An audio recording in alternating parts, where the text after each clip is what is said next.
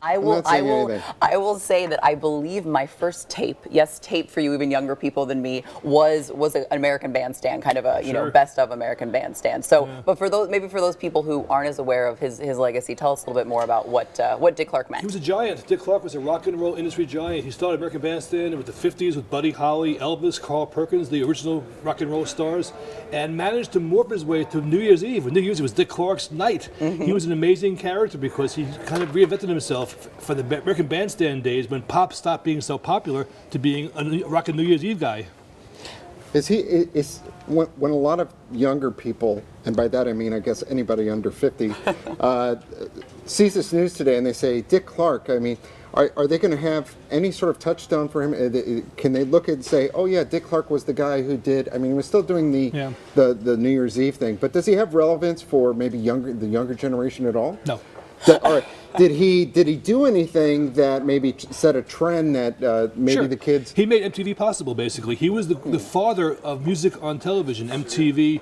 All the things you see now, they take for granted. Dick Clark did in a very daring way in the 50s. Elvis Presley was kind of a daring guy in the 50s. Buddy Holly was not well known, and he made them all generic. He made them all popular around the country, which is a great achievement for him. And give us a sense of, I mean, I think you guys were probably too young, but I know it used to be a thing where kind of in the 50s, kids would rush back, and the reason he was so important is because it was on right when kids got home from school, that's a good point. Right? So it was like it was there, and it was kind of part of your life. And also, I mean, I guess in terms of what David's getting at, kind of bigger picture, wasn't one of the issues that when the U.S. was maybe still more segregated back in the 1950s, he brought on a lot of black performers and introduced them to kind of a white audience. It's an excellent point. Knowing that younger kids were listening to this music. As well as a rock and roll pioneer and a TV pioneer. I mean, he was such a cheerful person. You took him for granted because you thought he was kind of silly because he was always smiling and in a good mood. But he did a lot of very important things, as you mentioned just now.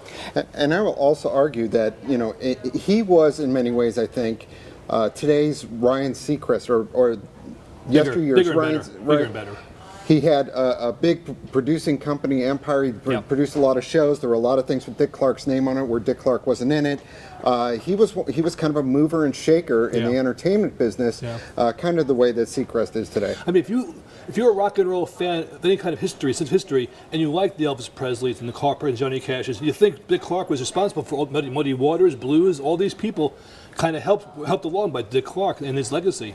And also the interesting thing is, now there's so many different channels, there's so many different things to tune into, and I think at least I sometimes forget, now everything's kind of very atomized, but back then so many people were watching the exact same thing, right? It wasn't like now you can go tune into 300 different music channels. Then it was like the only thing that was on was Dick Clark, so you would go and you would watch that. Everyone had this kind of same shared musical experience, right? Yeah, absolutely. Yeah, people just take him more seriously because, like I said, he was always cheerful, he was always bouncy, in a good mood, but he did a lot of very important things that will go on for a long time, and he should be remembered for his great accomplishments. All right, he should be remembered for his great accomplishments. Is there anything in Dick Clark's career that maybe he wouldn't want remembered? Did he make any mistakes? Was there any flubs? Was there any? Sure. Yeah, I mean, there were always technical flubs in those days, and I'm sure he looks back at some of the acts he had on and being regretful. I mean, the Beatles were Ed Sullivan's creation, not Dick Clark's. I mean, maybe he thought, gee, I got the Beatles or the Rolling Stones before Ed Sullivan did. I'd be even a bigger star today.